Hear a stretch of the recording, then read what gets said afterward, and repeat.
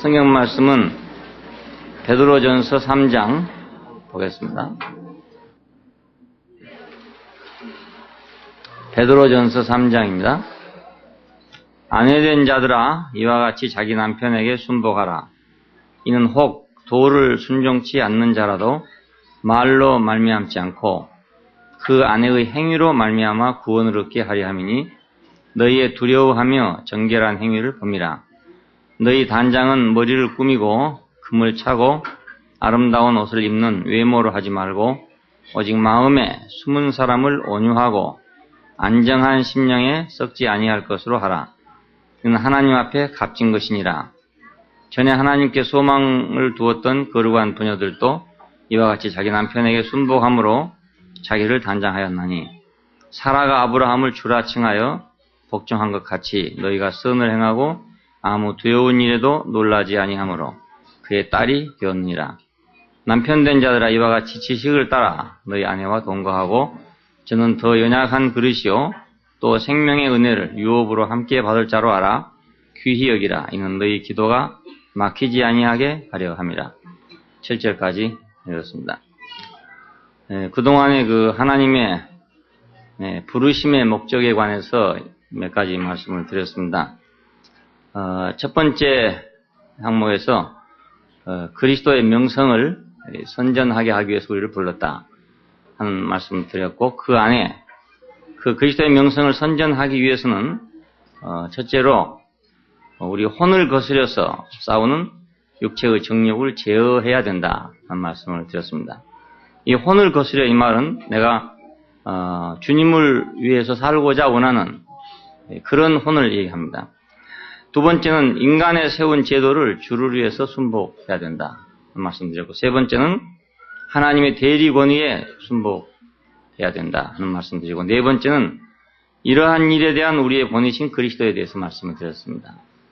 오늘은 이제 부르심의 목적의 두 번째 항목에 가서 그 세상을 구원하기 위해서, 믿지 않는 자를 구원하기 위해서, 불순종하는 자들을 하나님 앞으로 인도하기 위해서 우리를 불렀다 하는 말씀입니다. 오늘 첫 번째가 이제 남편과 아내, 아내와 남편에 관한 말씀입니다. 남편과 아내를 하나님께로 인도한다, 이런 목표입니다. 그러니까 이것은 이제 꼭 보통 가정도 물론 이렇게 돼야 되겠지만은 외적인 가정을 말한 거죠. 남편은 믿는 사람인데 아내는 안 믿는 사람이다. 또 아내는 믿는 사람인데 남편은 안 믿는 사람이다. 이런 경우를 목표로 해서 지금 3장에 있는 말씀이 나왔습니다. 하나님의 도를 순종치 않는다, 이건 말씀을 따르지 않는다 이 말이거든요. 그러니까 하나님의 말씀을 따르지 않는 남편을 가진 자매에게 하는 말입니다. 이 아내라는 말은, 자, 그러니까 형제인 남편에게와 불신자인 남편에게 이런 두 가지 문제가 있게 되죠. 자매들한테는. 형제인 남편에게도 순복해야 하지만 불신자인 남편에게는 어떻게 할 것이냐, 이런 문제입니다. 저 사람은 하나님 말씀을 따르지 않고 도를 순종치 않으니까 순종하지 않아야 되는 거냐, 따르지 않아야 되는 거냐, 아니면 그래도 따라야 되는 거냐, 이러한 문제입니다. 순종하고 순복한다는 것의 자세는 동일합니다.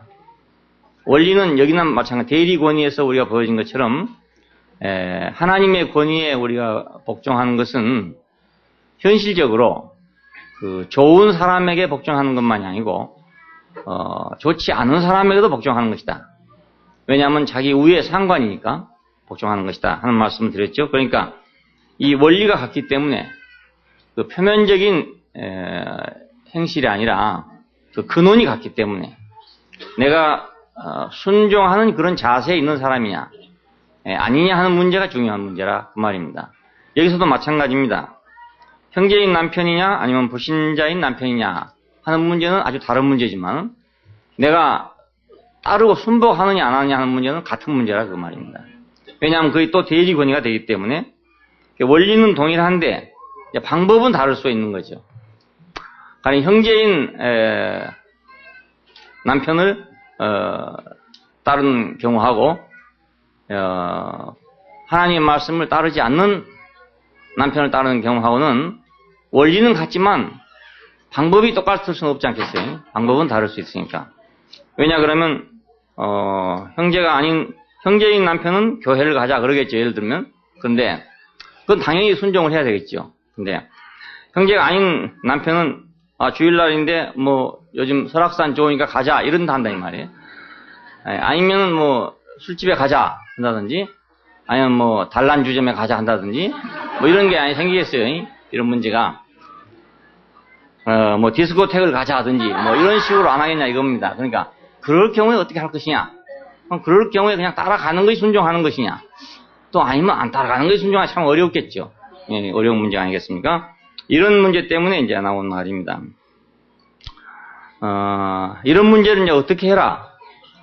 가령 뭐 설악산은 가고 디스코텍은 가지 마라 한다든지, 예, 이런 식으로 이제 구체적으로 말하는 것이 아니고, 그 말씀은 못 알아듣고, 그 하나님의 도는 따르지 않을지라도, 혹시 그 아내의 행실로 봐서 그 사람이 구원 얻을 수 있지 않겠느냐.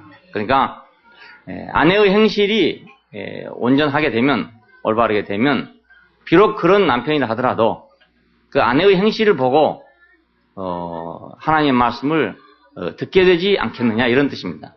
물론, 다 그렇다고 해서 100% 되는 건 아니지만은, 그러나 그렇게 하기 위해서, 어떻게 단장해야 될 것이냐, 이런 문제입니다. 하나님을 두려워함으로 단장해라. 이런 말이 첫째 말입니다. 하나님을 두려워함으로 단장해라. 이것은 이제 제도와 대리권위에 대한 복종과도 상통하는 것이고 거기 포함된 문제입니다. 왜냐하면 내가 대리권위에 순종하는 것도 그렇고 인간이 세운 제도에 대해서 내가 복종하는 것도 그렇고 우리의 목표는 어떻게 하면 그리스도의 명성을 선전할까? 거기에 목표가 있는 거니까. 단지 자기의 안일과 편의를 위해서 그렇게 하는 것이 아니라 어떻게 하면 그 명성을 선전할까 하는 마음으로 하는 것이니까 자매된 아내로서 자기 남편을 구원하기 위해서 하는 행동도 어떤 행동이든지 어떻게 하면 저 사람을 구원할 수 있을까 하는 마음에서 해야 된다 그 말입니다. 이렇게 하려면 우리는 하나님을 두려워함이 있어야 된다. 하나님을 두려워함이 있어야 합니다. 가끔 이렇게 생각하기가 쉽습니다. 뭐 하나님이 내 안에 내가 하나님 안에 있다. 이래서 그냥 하나님을 무시하는 경우가 있단 말이에요.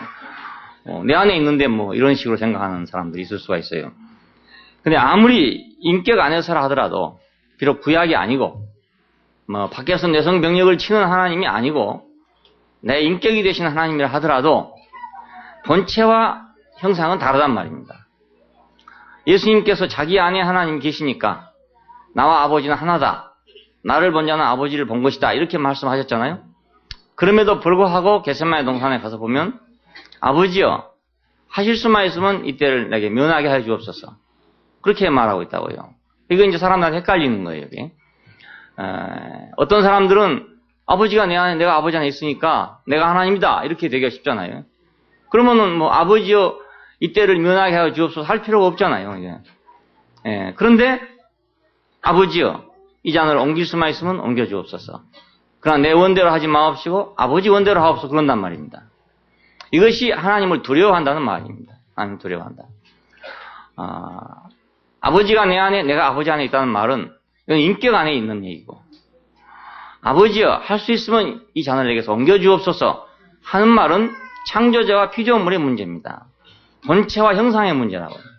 자, 그러니까 하나님은 본체시고 아들은 형상이잖아요. 자, 형상은 언제든지 본체에 따라야 된단 말입니다. 형상이 자기 멋대로 해버리면 안 될 거 아니겠습니까? 본체를 따라야지. 손이 예를 들어서 내가 원하는 대로 움직여야지. 내가 원치 않은 대로 지 멋대로 움직인다. 나는 당신의 손인데, 당신이 내 안에 있고 내가 당신 안에 있는데 하고서 손이 자기 멋대로 돈다. 이러면 안 될 거 아니겠습니까? 아무리 이 손은 내 손이고 나는 또 손이고 손 따로 나 따로가 없지만은 손은 분명히 나의 의사에 따라야 된단 말입니다. 내 의사를 복종해야 되는 거지. 손이 내 의사를 복종하지 않는 건 병든 거라 이겁니다. 자, 우리는 구약 안에서 하나님이 객관적이니까 우리는 당연하게 복종할 줄로 알았죠. 근데 신약이라는 이 축복 안에 들어오면 그분이 객관적인 하나님만이 아니고 내 주관 안에 들어오는 인격의 하나님이니까, 내 속에 내 인격이 되신 하나님이니까, 잘못하면 이것이 꼭 범신론처럼 불교에서 말하는 것처럼 내가 하나님이고 하나님이 나다 이렇게 생각하기가 쉽다 그 말입니다.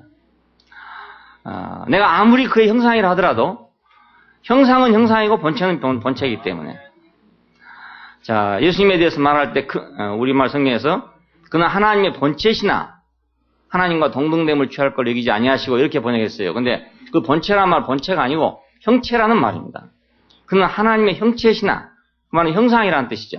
형상이시나 하나님과 동등됨을 취할 걸로 여기지 아니하시고 자기를 비어 종의 형체를 가지사, 이렇게 하잖아요. 이것은 본체와 형상은 차이가 있다 그 말이에요. 하나님이 있어서 사람이 있는 거니까, 그렇잖아요. 본체가 있고 형상이 있는 거니까.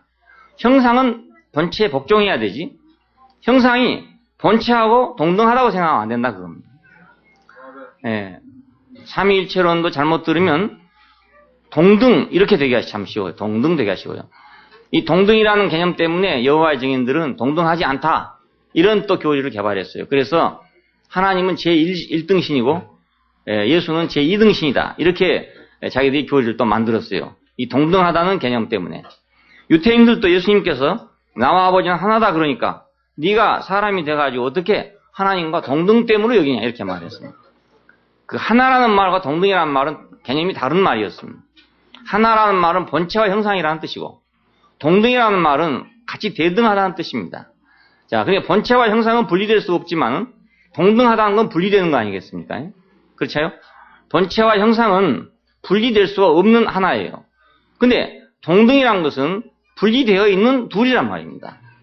자, 그런데 유태인들은 네가 사람이 돼가지고 어떻게 하나님과 동등됨으로 여길 거라고 생각하느냐, 이렇게 해서 그를 참남하다고 생각했던 것입니다. 바울은 분명히 그는 본체의 그 근본 하나님의 형체라는 형체, 본체가 아니고 형체라는 형체. 삼위일체에서 이것을 셋을 똑같이 만들려고 하다 보니까 뭐 동일 본질이고 뭐 동등하고 뭐 이런 것을 이제 이론적으로 그렇게 만들어 놨다 보니까 아주 어려움이 생겼어요. 하나님을 두려워한다 하는 말은 우리가 아무리 그분이 나의 인격이 된다 하더라도 그분은 역시 그분이라 것이에요. 우리가 태양빛을 아무리 받아가지고 산다 하더라도 태양이 나는 자체는 아니다 이겁니다. 태양이 내 자체는 아니에요. 태양의 빛이 비쳐서 이파리가 파랗게 됐다. 엽록소하고 태양빛이 만나가지고 파란색이 됐다. 그러면 그 안에 태양의 빛이 들어가 있는 거 아니겠습니까? 그렇지만 태양과 그 나무 잎은 다른 거죠. 우리 인생도 마찬가지입니다. 하나님이 숨을 우리 코에 불어넣었다. 그럼 그 숨을 바로 하나님이 할 수도 있지만은, 그러나 그 숨이 나한테 들어왔을 때 하나님이 들어온 것이기도 하지만 그렇다고 하나님이 없는 게 아니다 이것입니다. 불교에서는 이것이 이제 없어져 버리니까. 하나님이 부처가 내고 내가 부처다 이래 되는 거니까, 부처하고 사람하고는 그렇게 될 수 있을지 모르지만 하나님하고 사람은 그렇게 될 수가 없다 그 말입니다. 창조자와 피조물은 엄연히 다르니까 같은 게 아니기 때문에 우리가 동등될 수가 도저히 없어요. 동등됨으로 여기지 않는 이것이 내가 하나님을 두려워하는 일이라 그럽니다. 그래요. 비록 내가 그분으로 말미암은 인격이라 하더라도, 그분이 내 안에 있고 내가 그분 안에 있는 한 인격이라 하더라도 그는 본체시고 나는 표현이다 그 말입니다. 이걸 아는 것이 우리가 하나님을 두려워하는 일입니다. 하나님을 두려워하는. 그러니까 항상 형체로서의 나는 겸허한 자리에 있지 아니하면은, 순종하는 자리에 있지 아니하면은 그를 온전하게 표현할 수가 없어요. 그렇지 않겠어요? 내가 원래 본체 같으면 내가 뭐 아무렇게 해도 표현되지만은 나는 본체가 아니고 형상이기 때문에 그 본체에 대한 절대적인 복종만이 그 본체를 형상화시킬 수 있다 그 말입니다. 죽기까지 복종하셨다. 왜? 온전하게 본체를 표현하기 위해서. 그러니까 우리가 죽기까지 복종하지 않고는 그분을 온전하게 표현할 수 없기 때문에 동등이라고 할 수가 없는 거죠. 온전하게 죽으면 동등이 되겠지만은 온전하게 죽으면 하나밖에 없는 거 아니겠습니까? 내가 죽고 그리스도만, 그럴 때는 그리스도만 있는 것이 나는 없단 말이에요. 나는 없기 때문에 동등이라는 게 없는 거죠. 그렇지 않겠어요? 내가 있고 그분이 있어야 동등이라는 게 있는 거지. 나는 죽고 그리스도만인데 어떻게 동등이 생기겠냐, 이건. 그리스도뿐이죠, 그러니까. 그러니까 오늘 우리는 범신 사상과는 아주 다릅니다. 가인은 하나님을 두려워하지 않았어요. 그래서 아우를 죽이게 된 것입니다. 하나님이 만약 두렵게 생각됐으면 아우를 죽일 수 있겠냐 이거예요. 하나님을 두려워하지 않았기 때문에 그 결과는 아우를 죽이게 됐습니다. 롯의 사위들은 하나님의 말씀을 농담으로 여겼다 그럽니다. 그러니까 하나님을 두려워했으면 농담으로 여겼겠냐 이겁니다. 근데 두려워하지 않았기 때문에 농담으로 여기게 됐죠. 그래서 결국 소돔이 멸망할 때 그들이 함께 유황불에 멸망하게 됐어요. 네피림은 하나님을 두려워하지 않았기 때문에 폐괴하게 됐어요. 땅을 폐괴하게 만들었어요. 강포가 일어났다 그 말입니다. 그러니까 세상에서 강포한 모든 사람은 하나님을 두려워하지 않는 사람이죠. 하나님을 두려워한다면 내가 강포를 행할 수 없단 말입니다. 그렇지 않겠어요? 경찰서 앞에 가가지고 자기가 강포를 행할 수는 없는 거 아니겠습니까? 검찰청에 들어가면 뭐 여간한 사람도 가면 할 수 없이 고개 숙여야 되고 뭐 잘못하면 혼나니까. 그렇죠? 죄 없어도 괜히 경찰서에 들어가려면 뭐가 좀 줄이는 거 있고 말입니다. 다시 한번 살펴봐야 되고 뭐 안 묻었는가 봐야 된다고요. 그렇잖아요? 잘못하면 혼나니까. 그러니까 세상에서 자기가 강포하고 두려운 줄 모르고 떠드는 사람은 하나님을 두려워하지 않는 결과예요. 하나님을 두려워한다면 그렇게 할 수 없다 이겁니다. 자기 위에 자기를 감독하시는 이가 있는데 어떻게 자기가 그를 두려워하지 않고 자기 마음대로 행포를 부릴 수 있겠냐 이겁니다. 자, 이런 사람들이 결국 이제 문제를 일으키게 되고 말고 자기 자신도 망하게 되는 거죠. 바벨의 사람들은 하나님을 무시했기 때문에 성을 쌓고 우리가 하늘에 이르자. 우리 이름을 세상에 빛내자. 그렇게 했던 것입니다. 하나님을 두려워하지 않으니까. 에서는 망령되었으므로 축복을 잃었다 그럽니다. 이것도 역시 마찬가지로 하나님을 두려워하지 않았다. 그래. 그래 망령된 거죠. 결국은 축복을 잃어버리고 만 겁니다. 모든 거역과 범죄는 다 하나님을 두려워하지 않는 데서 생겨요. 하나님을 두려워하는 사람은 거역도 할 수 없고 범죄도 할 수가 없어요. 그렇지 않겠습니까? 법을 두려워하는 사람은 범죄하지 않는다고요. 근데 법을 무시하는 사람이 범죄를 하게 되는 거죠. 경찰관을 무서워하고 이런 사람은 법을 어기지 않아요. 안 하는데 경찰관을 무시하고 이런 사람들이 이제 법을 어기게 될 거 아닙니까? 요즘에 제일 많이 어기는 것이 이제 교통법규니까 법을 두려워하는 사람은 조심하고 이렇게 하는데 뭐 그까이 건 뭐 이렇게 생각하는 사람은 가다가 이제 그냥 자기 마음대로 갈 수가 있는 거죠. 그까지 건 뭐 이런 사람. 경찰관 거 잎사귀 하나 붙였다고 아무것도 아닌 게 아니다 말입니다. 잎사귀 하나밖에 아니지만은 갔다가 그냥 감옥에 넣을 수도 있다니까요. 잡아다가 그냥 유치장에 넣으면 꼼짝 못 하더라고. 가보니까 꼭 저 게장 같은 데 있잖아요. 이렇게 그 철망으로 딱 해가지고요. 거기다 딱 집어넣는 거예요. 뭐 별 수 없어요. 그거 넣어놔두면 꼼짝 할 수 없어요. 뭐 소리 질러봐야 소용도 없고 혐의가 풀릴 때까지 거의 가둬놔두더라고요. 할 수 없어요. 아무리 잘나봤자 소용없는 거예요. 그러니까 하나님을 두려워하면 우리는 거역을 할 수 없고 또 범죄할 수가 없어요. 그리고 우리가 하나님을 두려워한다면 우리 인생 자체가 거역할 수 있는 자격이 없다는 걸 알게 된단 말이에요. 내가 거역할 자격이 없구나. 그걸 모르니까 하룻강아지 범 무서운 줄 모른다고 날뛰는 거지. 범을 안다면 걔가 어떻게 날뛰겠냐 이겁니다. 그렇지 않겠어요? 강아지가 범이 뭔지 모르다 보니까 날뛴 거지요. 자, 그래 권위에게 우리가 순종한다는 것은 우리가 하나님을 안다는 것입니다. 권위를 순종한다는 건 하나님을 알고 하나님을 내가 인정한다는 말이 되는 겁니다.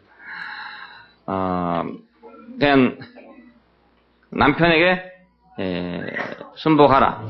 이것은 남편을 어떻게 내가 순복할 것이냐 하는 걸 생각하기 전에 내가 하나님을 두려워하는 마음이 있어야 된다. 그것이 중요한 것이다. 그겁니다. 두 번째는 이제 정결한 행실이 필요하다. 너의 행실을 인해서 그가 혹시 구원받을 수 있지 않느냐 하는 얘기입니다. 이 정결하다는 말은 세상 풍조와 구별된다는 말이 되니까 세상 풍조란 건 결국 다 인간의 어떤 욕망이나 자기 하고 싶은 거 이런 것 때문에 생긴 거 아니겠습니까? 자기 멋대로 살고 싶은 게 지금 세상이거든요. 세상이랑 다른 게 아니고 자기 멋대로 하고 싶다. 이게 이제 세상입니다. 이런 것과 내가 구별돼야 된다. 내 멋대로 다 하면서 남편 보고 왜 교회 안 가냐 이래서는 안 된다 이 말이죠. 쉽게 말하면. 그렇죠? 자기는 자기 좋을 대로 다 하면서 당신 뭐 하나님 안 믿으면 지옥 간다 이런 식으로 하면 안 된다 이겁니다. 자기 행실이 정결해야지. 그렇잖아요? 네. 자기는 뭐 개차반이면서 말이지. 남편 보고만 말이야. 당신 뭐 예수 안 믿으니까 지옥 간다고 이렇게 하고 앉았으면은 그 남편이 어떻게 생각했습니까? 야, 니나 지옥 가지 마라. 이렇게 생각할 거 아니겠습니까? 네. 옛날에 그 박정희 시절에 그랬다니까요. 어떤 그 예수 믿는 극열분자가 어떻게 청와대까지 하여튼 기어 들어갔대요. 들어가가지고 청와대에다가 왜 불상을 생기느냐 뭐 이런 식으로 이제 했대요. 그러니까 그 듣고 하도 어이가 없으니 그랬겠죠. 당신들이나 가서 좀 싸우지 말아라 이렇게 했다. 당신이나 싸우지 말아라. 남 지옥 갈 거 생각하지 말고 당신들이나 싸우지 말아라 이게. 그러니까 내가 행실이 정결한 후에 그 정결한 행실을 보고 이건 내가 사는 거하고 저 사람 사는 거 다르다.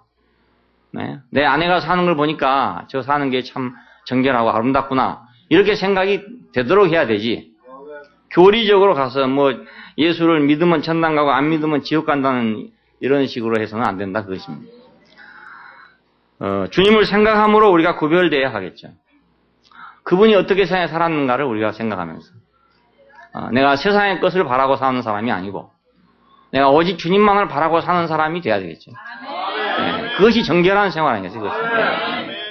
내가 세상 것 다 원하면서 다 바라면서 남편 보고는 당신은 교회 안 가니까 멸망받아 이렇게 생각하면 안 된다 그거죠. 네, 그 사람 교회 안 가나 내가 세상 쫓아가 똑같은 거 아니야 이겁니다. 네, 그 사람이 교회 안 가는 것은 왜 안 가냐? 세상이 좋으니까 안 간 거고 내가 쫓아가는 거 왜냐? 나도 세상 좋으니까 쫓아간단 말입니다. 둘이 똑같은 사람이 앉아가지고 뭐 너는 지옥 가고 나는 천당 가고 이렇게 앉았으니까 얼마나 속으로 비웃겠냐 그거예요. 예.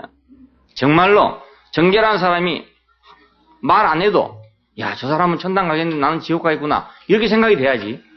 예? 자기가 볼 땐 저것도 지옥 가겠는데 말이지. 그런데 자기 보고만 지옥 간다 그러니까 얼마나 가짜겠냐 이거죠. 예, 그래갖고는 도저히 그를 구원할 수가 없다 그런 얘기입니다. 정결한 행실이 필요하다. 경건하고 다시 말해 하나님을 두려워하고 정결한 생활을 보여줌으로써 그 말씀을 혹시 듣지 않겠느냐, 도를 혹시 듣지 않겠느냐. 경건의 표현, 하나님을 두려워하는 표현이 정결이 될 수 있어요. 하나님을 두려워하는 삶을 사는 그 삶이 정결한 생활이 된다고요. 그렇지 않겠어요? 그러니까 이런 생활이 결국 믿지 않는 남편을 구원할 수 있게 될 것이다. 그런 말입니다. 그래서 겉을 단장하지 말고 겉의 것을 단장하지 말고 속 사람을 단장해라. 썩지 아니할 거로 단장해라. 그 썩지 아니할 것이 뭐겠어요? 그리스도 아니고선 썩지 아니할 게 없잖아요. 오직 그리스도로 단장해야 그 속이 단장되는 거죠. 거치장이 아니란 말입니다. 거치장은 이제 물질적인 것도 있고 정신적인 것도 있고 그래요. 물질적인 걸 한번 여기서 말한 대로 뭐 금이니 문이니 보석이니 뭐 이런 걸 얘기하는 겁니다. 주렁주렁 달고 다니는 거 이런 걸 얘기하는 거죠. 그 사람이 생긴 이후로 그런 것이 다 어느 나라든 다 있는 것 같아요. 어느 문화든지. 그 옛날에 뭐 왕이니 뭐 왕비니 뭐 이런 사람 보면 막 그 무거운 거를 막 다 걸고 다니는 거 왜 이렇게 무거운 거 걸고 다니는지. 예? 귀에다 이렇게 큰 걸 걸고 다니니까 이거 일을 하겠어요? 뭘 하겠어요? 조금만 잘못하면 떨어질 거고 말이죠. 예? 또 저 아프리카 같은 데 가면 콧구멍에다 끼고 다니는 사람도 있다니. 주렁주렁 끼고 다니는 사람도 있고, 심지어는 뭐 이 입술에다가 막 끼고 다니는 사람도 있고. 야, 그때 그런 생각을 하는지 참 이상해요. 그 사람 뭔가 꾸미고 싶은 그런 욕망이 있는 모양이에요. 예. 그 객관적으로 볼 때는 야, 저걸 왜 저런 걸 했을까 한데 자기들은 그게 아름답게 보인가 보죠. 자꾸 보다 보면 그게 좋게 보인다고요. 이게 이상해요. 나팔 바지를 한참 입고 다닐 때는 나팔 바지가 참 멋있게 보여. 홀테 바지 입고 다니면 홀테 바지가 또 멋있게 보인다고요. 사람의 눈이란 게 참 이상해요. 익숙하게 적응하는 것 같아요. 이렇게 적응하는 거. 예? 그러니까 막 그걸 달고 다니면서도 거의 이상하다고 생각 안 하죠. 예. 그러니까 이런 물질적인 것으로 단장하는 것에서부터 시작해가지고 정신적인 단장도 있어요. 예, 정신적인 단장도. 여러 가지 뭐 지식이나 뭐 혹은 도덕이나 혹은 자존심이나 뭐 이런 여러 가지 것들로 또 단장해가지고 사람 앞에 자기를 자랑하고 이런 사람도 또 있어요. 이것도 마찬가지예요. 물질적으로 내놓은 거나 정신적으로 내놓은 거나 한 가지죠. 세상에서는 정신적으로 내놓은 건 좀 고상하다고 생각하고 물질적으로 내놓은 건 좀 야하다고 이렇게 생각하겠죠. 근데 사실은 마찬가지예요. 세상은 자기 치장을 하는 거니까. 그리고 자기 치장을 해서 자기를 과시하려는 거니까. 어떤 사람은 물질적인 개념으로 자기를 과시하고 있고 어떤 사람은 정신적인 개념으로 자기를 과시하고 있는 거죠. 바벨탑을 쌓는 사람들이 우리 이름을 빛내자, 하늘에 오르자, 망대를 쌓자 이랬던 것도 결국 인간이 무엇인가 자기를 과시하려는 거 아니겠습니까? 예. 자, 이렇게 하는 것은 아름답지 않는 것이다 이겁니다. 아름답지 않는 것이고 썩지 아니할 것으로 속단자는 아니라 결국은 바벨탑도 무너지고 금도 없어지고 보석도 없어지고 다 없어질 거 아니겠어요? 영원히 없어지지 않는 건 그리스도밖에 없어요. 그 영원한 인격으로 단장한 이것만이 아름다운 것이다. 이것이 하나님 앞에 아름다운 것이다. 하나님 앞에 값진 것이다. 하나님이 필요로 한 건 이거밖에 없어요. 하나님 앞에 값진 것이다. 그러니까 우리 인생을 살고 나면 하나님이 우리에서 뭘 거둘 것이냐를 한번 생각해 보란 말입니다. 하나님이 나한테 뭘 거둘 것이냐. 세상에서는 그 사람의 업적을 거둡니다. 무슨 일을 했느냐, 어떤 공로를 세워놨느냐, 이것을 거두죠. 근데 하나님은 우리한테 그런 업적을 거둔 게 아니고 우리한테 한 인격을 거둔단 말입니다. 썩지 아니할 그것을 거둔단 말이죠. 농부가 밭에다 농사를 지어가지고 뭘 거둡니까? 이파리를 거두는 것도 아니고 줄기를 거두는 것도 아니잖아요. 어디 열매를 거두는 거 아니겠습니까? 그 열매, 사람은 열매가 뭐겠냐 그거죠. 업적이 그 사람의 열매는 아니다 말입니다. 업적이 많이 열매라면 뭐 정주영 씨나 뭐 이병철 씨나 이런 사람이 업적이 제일 크니까 그런 사람이 뭐 제일 위에 올라가겠는데 하나님은 그런 거하고는 또 관계가 없어요. 세상에서 우리가 살라니까 필요한 거 아니겠습니까? 그 뭐 현대중공업도 필요하고 삼성중공업도 필요하고 이런 것들이 다 우리가 세상에 살라니까 밥 먹고 살라니까 필요한 것이지 이건 하나님에게 필요한 건 아니단 말입니다. 그러니까 하나님이 찾는 것은 뭐냐? 썩지 아니할 것. 하나님이 값지다고 생각한 건 뭐냐? 그건 그리스도만이 값지단 말이에요. 근데 우리가 이제 인생을 살아보면 살고 나서 남은 것은 내 업적을 가지고는 내가 내 인생을 자랑할 수가 없어요. 어리석은 사람들 앞에 가서는 자랑하지만은 조금 지혜로운 사람 앞에 가서는 자랑할 수가 없어요.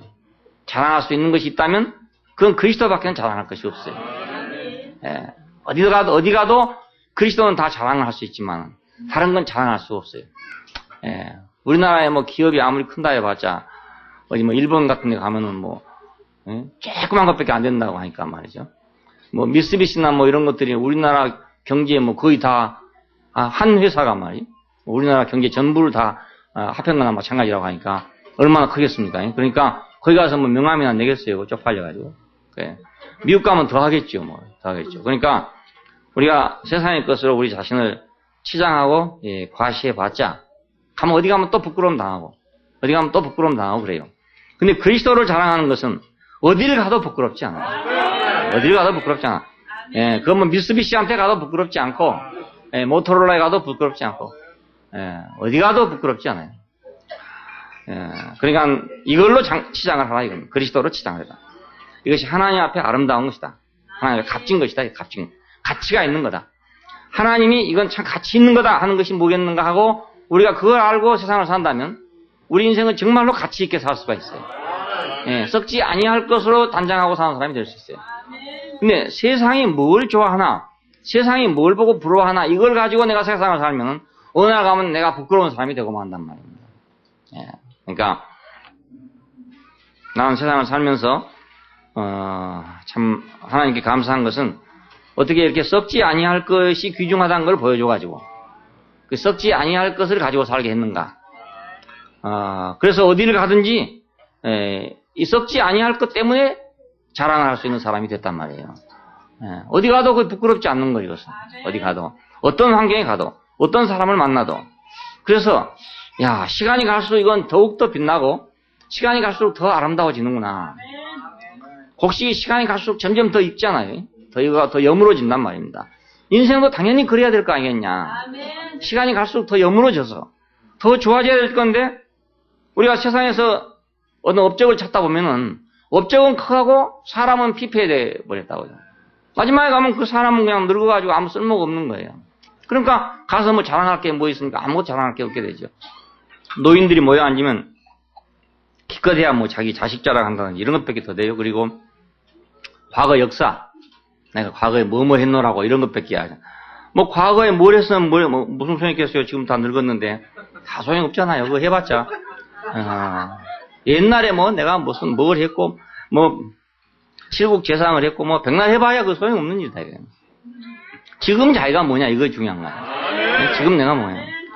근데 또 그 세계에서는 또 그것도 못 해가지고 또 슬퍼하는 사람도 있고 또 그거 했다고 쫄거리는 사람도 있고 뭐 이렇게 살고 있다고요. 얼마나 유치하게 인생을 사는지 모르죠. 그리스도로 자랑하는 사람은 어디를 가든지 자기 자랑은 자랑대로 할 뿐만 아니라 남을 살리게 된다고요. 남을 살리게 돼요. 근데 그런 사람은 가면 사람 죽이는 거예요. 노인당에 가도요. 뭐 자식 자랑한 사람은 자식 없는 사람 죽이죠. 뭐 재산 자랑한 사람은 재산 없는 사람 죽이죠. 막 서로 그래요. 그러니까 어떤 사람은 속상해서 안 가겠다 이런 사람도 있고.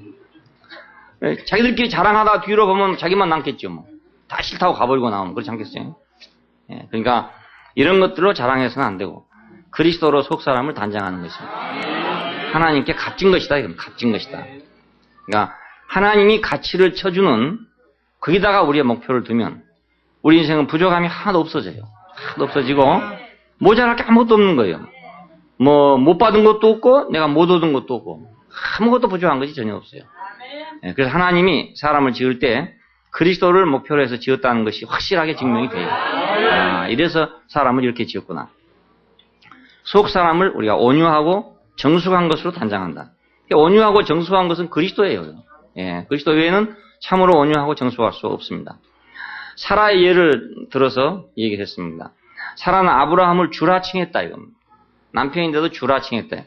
우리 조선 여자들은 다 참으로 사라 같은 여자들이에요. 자기 남편 보고 다 주인이라고 해요. 주인 양반, 주인 양반.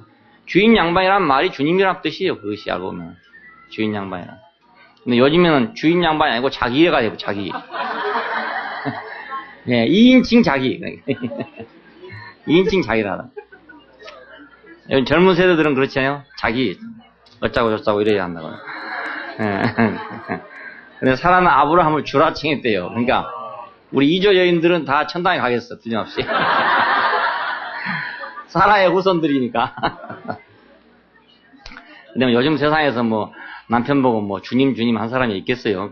없겠지만은 그러나 그렇다는 건 참고로 해두라 그 말입니다. 혹시 천당에 갈 때 필요할지도 모르니까 참고로 해두셔야 안 되겠어요. 놀라운 일에도 두려워하지 않았다 그럽니다. 놀라운 일이 뭐겠습니까? 아브라함이 이삭을 모리아산에 데려갈 때 그 사랑은 얼마나 놀라운 일이겠어요, 이것이. 그렇지 않겠어요? 그 어머니로서 말이에요. 아브라함이야. 이건 내 아들이 아니다. 이렇게 생각했을 수 있겠지만은 여자로서의 사라의 마음이 얼마나 그 두려운 마음이었겠으며 얼마나 놀라운 마음이었겠어요. 그런데 그걸 두려워하지 않았다 그겁니다. 왜? 남편이 행한 일이니까 그걸 두려워하지 않았다 이거예요. 아무 두려운 일에도 놀라지 아니함으로 그의 딸이 되었다. 딸이 되었다.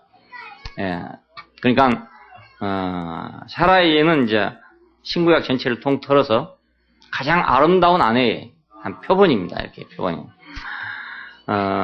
리브가도 있고 뭐 라헬도 있고 다 많이 있어요. 많이 있는데 아브라함의 아내 사라처럼 이렇게 신실하고 또 그 남편에게 그 절대적으로 순종하는 그런 아내가 없어요. 리브가도 좀 장쾌가 많은 사람이고 그래. 그런데 사라는 전혀 그렇지 않아요. 그래서 사라가 이 성경에 등장되게 됐습니다. 리브가가 등장되지 않고, 그러니까 사라의 예를 우리가 생각해 볼 때, 이 여자가 아름다운 여자구나. 아름다운 여자. 이래서 하나님의 민족의 조상이 되기에 합당한 사람이 됐구나. 그렇게 알 수 있죠. 그냥 공연이 되는 게 아니잖아요. 우리의 조상, 우리의 할머니가 어떻게 됐냐? 그냥 공짜로 된 게 아니고, 그만한 자격이 있어서 됐다. 그러니까 우리도 마찬가지로 누구의 내가 할머니가 되려면, 누구의 조상이 되려면 그만한 자격이 있어야 되지. 그냥 공짜로 되는 게 아니다 이건. 두 번째는 믿지 않는 아내를 가진 남편도 있다 이겁니다. 믿지 않는 아내를 가진 남편도 있어요. 어떻게 그 아내를 대해야 될 것이냐? 저건 하나님 말씀도 모르고 교회도 모르고, 하나님 말씀도 안 따르고 하니까, 저건 이방 여자니까, 저건 애금 여자야. 쉽게 말하면. 저건 지옥 가기에 딱 맞으니까, 내가 우선 살아주긴 살아주지만, 너는 지옥 갈 거야. 이렇게 생각해서는 안 된다, 이 말입니다. 그런 경우도 들어 있었어요. 우리 교회 어떤 형제들은 그런 경우도 있었어요. 너무 극단적으로 생각하다 보니까 그런 생각을 하게 됐죠. 자기보다 연약한 자로 이해를 해야 된다. 지식을 따라 너희 아내와 동거하고 저는 더 연약한 그릇이요 또 생명의 은혜를 유업으로 함께 받을 자로 알아서 귀히 여기라. 자기보다 연약한 자로 이해하는 것이 지식이잖아요. 이게. 우리가 남자보다 여자는 연약하니까, 그렇죠? 남자는 강하게 생겼고 여자는 약하게 생겼어요. 체질적으로 약하게 생겼다고요. 같이 싸우면 남자가 이겨요, 어차피. 그러니까 남자가 여자를 생각할 때, 이건 남자보다 약한 자다 이렇게 생각해야지. 뭐 말이 좀 독하게 나온다든지, 뭐 말빨이 좀 세다 그래가지고 여자가 뭐 더 강하다 이렇게 생각하면 안 된다 그 말입니다. 아무리 말빨이 세더라도 여자는 여자니까 약하다고 생각해야 돼요. 연약하다. 나보다 연약한 자다 이렇게 생각해요. 개도 보면 말입니다. 연약한 개가 더 많이 짖어요.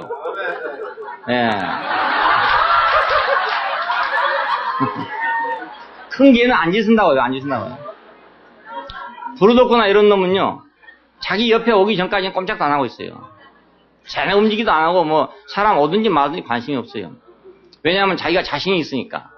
언제는 영혼 물어보면 된다 이런 생각을 갖고 있어요. 근데 이 발발이 종류들은 막 심리 밖에서부터 짖는 거예요. 좀 이빨이 센 여자들은 좀 연약하다 이렇게 생각해야 돼요. 저건 막 세다 이렇게 생각하면 안 되고. 자기보다 연약한 자로 이해해야 된다. 자기보다 연약한 자. 약해서 그렇구나. 약해서 그렇구나. 그렇게 해서라도 자기를 방어해야 되기 때문에 그래서 그렇구나. 이렇게 이해해야 된다. 생명의 은혜를 함께 상속받을 자로 알아서 귀히 여기라. 생명의 은혜를 함께 상속받는데요. 분명히 남편은 믿는 사람이고 아내는 믿지 않는 사람이면 생명의 은혜를 같이 상속받는단 말이 좀 이상한 말 아니겠습니까? 나는 상속받겠지만 저 사람은 못 받을 것이다 이렇게 생각할 건데 생명의 은혜를 함께 상속받는데요. 왜냐하면 남편과 아내는 한 몸이에요. 이게 둘이 아니란 말입니다. 비록 남편은 믿고 아내는 안 믿는다 해도 한 몸이다 이겁니다. 어차피 한 몸이다. 왜냐하면 이 생명의 은혜라는 것은 어떤 은혜냐면 인격의 혜택입니다. 자, 인격의 혜택이니까 남편의 인격이 아내에게 전가될 거 아니겠습니까? 남편의 인격은 아내에게 주어지게 될 거 아니겠어요? 흘러가게 될 거 아니겠어요?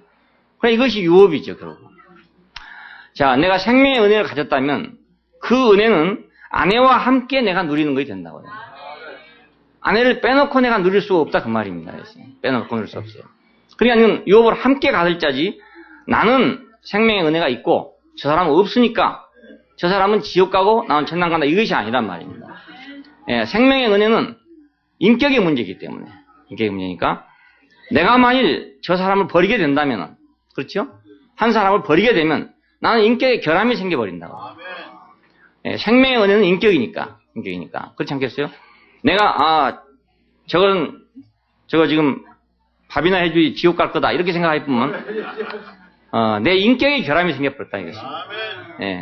그러니까 나도 생명의 은혜를 누리지 못하고 상대방도 누리지 못하게 되고 이렇게 되는 거죠.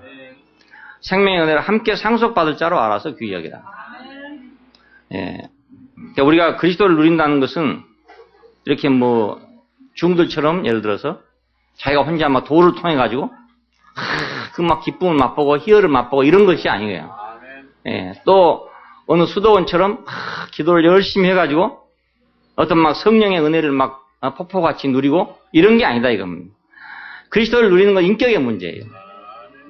골방에 앉아서 희열이 넘치는 그것도 아니고 상간의 산사에 앉아가지고 염화시 중에 미소 속에 들어있는 그것도 아니고 이것이. 인격은 우리가 관계 아니겠어요. 관계. 사회적인 거라고 이렇게. 내 개인적인 것이 아니고. 그냥 누구하고 나하고의 관계죠. 나 혼자 웃고 앉았는 건 그건 미친 짓이다 이겁니다. 그렇지 않겠어요? 혼자 괜히 희죽이죽 하고 웃고 앉았단 말이에요. 이랬으면 미친 사람이죠. 예? 남의 집에 불 났는데 가가지고 뭐 희죽이죽 웃고 있다. 그러면 미쳤다 안 하겠어요? 그러니까 인격은 하나의 유업이다. 유업. 예, 유업인데 이것은 나 혼자 누리는 게 아니고 내가 아내와 함께 누릴 거니까 함께 누릴 자로 알아서 내가 귀히 여겨야 된다. 그거 없으면 내가 같이 못 누린다 이거입니다. 그걸 누리지 못한다. 내가 사랑도 줄 때가 있어야 사랑이 나오는 거지. 줄 데가 없으면 사랑이 어디서 나오겠어요? 그렇잖아요? 당연히 혼자 앉아서 나는 사랑이 충만한 사람이다. 예? 이렇게 하고 앉았으면 그것도 미친 사람이지. 나는 사랑이 충만한 사람이다. 충만하기는 뭐가 충만해? 지 생각이 충만한 거죠. 그렇잖아요? 예. 사랑은 대상이 있어야 되는 거예요. 대상이. 그렇죠? 예. 미움도 대상이 있어야지. 혼자 칸히 앉아서 막 미워하고 앉았다. 이것도 정신없는 사람이고. 그렇죠? 혼자 칸히 앉아서 막 사랑하고 앉았다. 그것도 정신없는 사람이고. 예. 이것은 인격은 관계적이라고요. 그러니까 이 인격은 결국은 누구와 함께 그걸 누리는 거니까. 같이 사는 아내하고 못 누리면 어떻게 그것이 유업이 되겠냐 이거예요. 예. 그래서 같이 누릴 자로 알고 귀히 여기라 이겁니다. 함께 상속할 자로 알고서. 인격은 독립적으로 누려지지 못해요. 상대가 있어야 누려질 수 있어요. 예. 내가 비록 흙이라 하더라도 흙의 자리에 있다 하더라도 그 있는 자리 자체만 갖고는 내가 누려질 수가 없어요. 씨가 와야 내가 누려지는 거죠. 예? 씨가 와야 비록 밭이 되니까 누려지는 거 아닙니까? 근데 씨가 없으면 흙은 흙일 뿐이지 아무것도 누릴 수가 없어요. 우리 인생이 마찬가지입니다. 그러니까 이건 상호적인 것입니다. 그래서 가장 가까운 데가 이제 아내와 남편이니까 아내가 비록 하나님 말씀을 모르고 참 먹통이라 하더라도 어차피 내가 만일 하나님으로 말미암아서 받은 은혜가 있다면 내가 생명의 은혜가 있다면 그 생명의 은혜는 그 아내에게 흘러가게 될 것이고 만일에 내게 있는 생명의 은혜가 더 넘친다면 그게 만약 먹통이면 먹통인 대로 더 빛이 날 거 아니겠냐 그래요. 그렇지 않겠어요? 예. 검은 데 가면 하얀색이 더욱 빛나는 거니까. 그래 이건 나 혼자 될 수는 있는 것이 아니니까. 나 혼자 살 수 있는 게 아니고 나 혼자 누릴 수 있는 것이 아니기 때문에 생명의 은혜를 함께 상속받는데요. 함께 상속받는데. 자, 우리가 교회 생활도 그렇잖아요.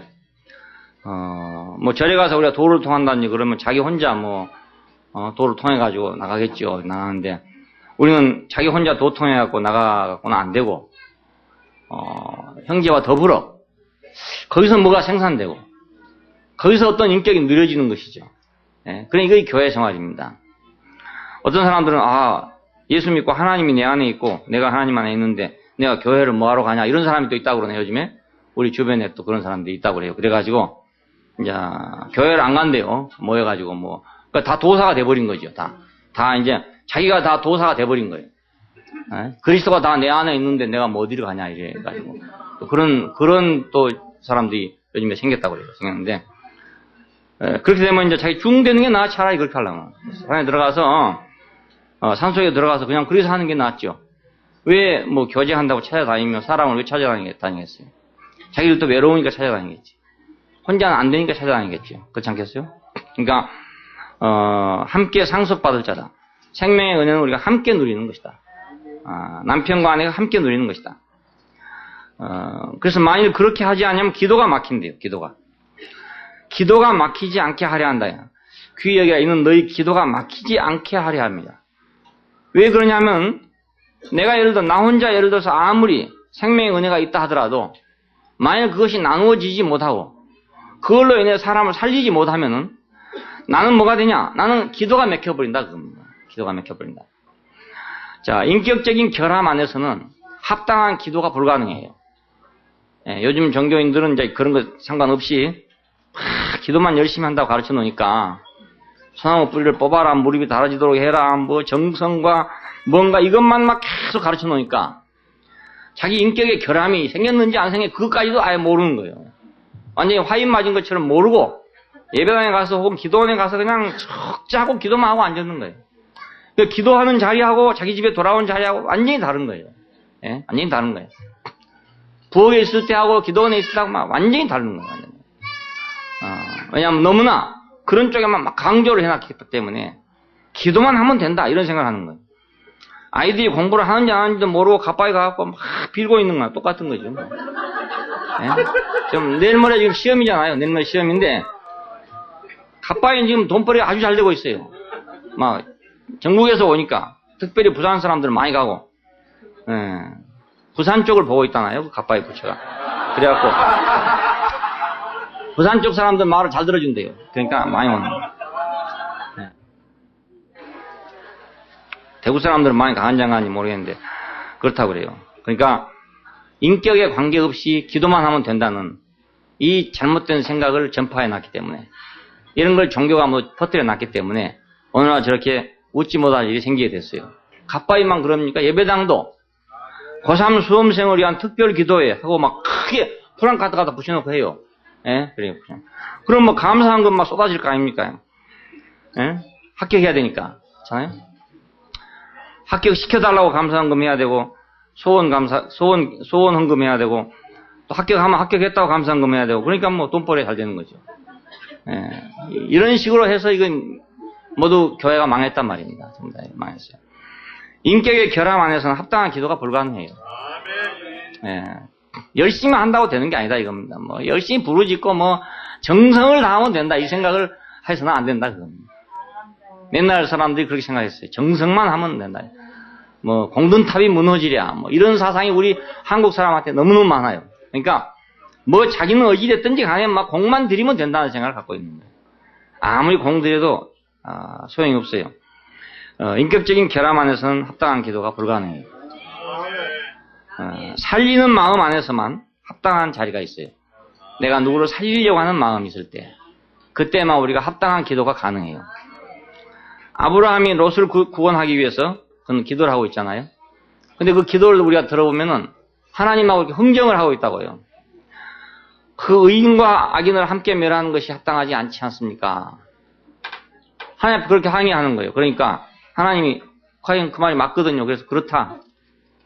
그럼 의인 100명이 있으면 다른 사람 1000명과 같이 멸하시겠습니까? 네, 그럴 수 없지. 100명만 있으면 멸하지 않지. 또 자신이 없단 말이에요. 그래서 500명만 있어도 어찌하겠습니까? 또 500명만 있어도 멸할 수 없지. 그래도 자신이 없는 거예요. 그래서 50명만 있으면 어쩌겠습니까? 그래도 자신이 없는 거예요. 아브라함이.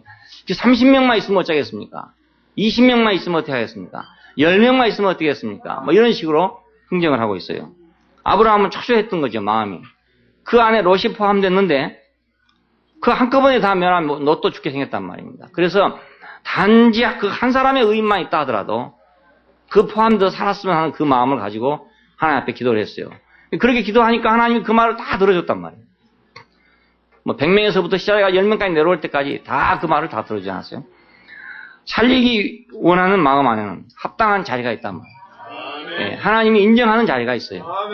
이건 인격적인 문제 아닙니다. 전적으로. 예. 엘리야가 하늘에서 불이 내려오기를 위해서 기도할 때도 여호와의 이름을 위해서, 하나님의 이름을 위해서 그 불을 내리기를 간구하고 있어요. 예. 그래서 그 기도가 응답이 되게 된 것이죠. 그러니까 우리의 기도는 인격적인 결함 안에서는 불가능하고 그 인격적인 정상적인 자리에서 그 기도가 가능하다는 걸 알 수가 있습니다. 그러니까 만일에 믿는 남편들이 믿지 않는 아내와 동거하면서 막무가내로 해버렸다. 또 물론 믿는 남편이 믿는 아내에게 대해서라도 막무가내로 해버렸다. 자기 성질대로 막 해버렸다. 이렇게 하면 기도가 막힌다 이건. 기도가 막힌다. 내가 하나님께 할 말이 없어진다 이 말이에요. 그래서 우리가 어떤 경우에도 하나님 앞에 우리가 길을 열어놔야 돼요. 어떤 경우에도. 다른 데 다 막히더라도 이 길만은 열려져 있어야지. 딴 데 다 열려져 있어도 이 길이 막혀버리면 내가 죽은 사람이 되고 만단 말입니다. 그래서 어떤 경우에도 하나님 앞에는 꼭 길이 열려져야 한다. 그 길을 막아서는 안 된다. 그 길을 열어놔야 된다. 그럼 세상이 전부가 다 나를 에워싸더라도 내가 나갈 근육이 있어요. 근데 이것이 막혀버리면은, 이 길이 막혀버리면 다른 데 갈 데가 없어진다고요. 이것이 하나님을 두려워하고 정결한 삶을 갖는 그런 삶이에요. 예, 하나님에게는 길이 있다. 그렇다면 그 길은 열어놔야지. 그 길까지 막아놓고 내가 형통하기를 바라서는 안 되는 거죠. 참으로 형통하지 못할 사람이 형통한 경우가 있어요. 저 사람은 정말로 형통하지 못할 건데 어떻게 형통했는가? 오직 한 길, 하나님께로 가는 통로가 열려져 있었기 때문에 그렇습니다. 저는 제 인생을 간증한다면 그렇게밖에 말할 수 없어요. 객관적으로 말하면 뚫고 나갈 데가 없었어요. 여러 번 다 그래요. 여러 번 다 그런데 어떻게 해서 그렇게 뚫고 나갔는가? 하나님께로 가는 길만 열려 있었기 때문에 그래요. 예, 그 길은 안 막혔으니까. 그 길은 막혀지지 않도록 해야 한단 말이에요. 다른 걸 내가 다 손해보더라도 그 길만은 열려져 있게 해야 돼요. 예, 그 길이 막혀져 버리면 나는 갈 데가 없어져 버려요. 그냥 다른 사람들이 이해를 못해요. 내가 내 인생을 이야기하면 다 이해하기 어려운 거예요. 왜냐하면 다 막혀져 있는데 어디로 뛰어 넘어갔는지, 담 넘어갔는지 진짜 알 수 없잖아요. 내가 담 넘어간 것도 아니고 나는 분명히 길로 갔단 말이에요. 왜? 하나님이 열어놓은 길이 있으니까 그 길로 향해서 간 거 아니겠습니까? 우리 인생에서 다 막힌다 하더라도 하나님께로 가는 길만 막히지 않으면 그 사람은 살 길이 생기게 마련이에요. 근데 다른 길이 다 열려서도 하나님께로 가는 길이 막혀버리면 갈 데가 전혀 없습니다. 우리가 죽을 때까지 우리는 하나님께 기도가 막히지 않는 사람이 돼요. 기도가 막히지 않는 사람이. 세상에서 종교 안에서 어거지로 해가지고 기도가 막히지 않는 사람이 돼서는 안 되고 우리가 인격 안에서 내가 하나님 앞에 기도가 막히지 않는 사람이 돼야 됩니다. 인격 안에서. 그러면 그 사람은 어디로 가든지 형통하게 돼요. 인격 안에서 하나님께 기도가 막히지 않기만 한다면 객관적으로 볼 때는 절대적으로 불가능하다고 해도 꼭 트여진 길이 있단 말입니다. 그걸 저는 여러 번 경험을 했어요. 그랬으니까 남편 된 자들아 이와 같이 지식을 따라 너희 아내와 동거하고 저는 더 연약한 그릇이요 또 생명의 은혜를 유업으로 함께 받을 자로 알아서 귀히 여기라. 이는 너희 기도가 막히지 않게 하려 함이라. 젊었을 때는 뭐 사실은 아내가 귀한 줄 잘 모르고 저도 뭐 별로 귀한 줄 잘 모르고 당연히 있는 걸로 생각하고 뭐 이렇게 생각했는데 나이가 들어갈수록 이제 이거 아내한테 잘못하면 안 되겠다 이런 생각이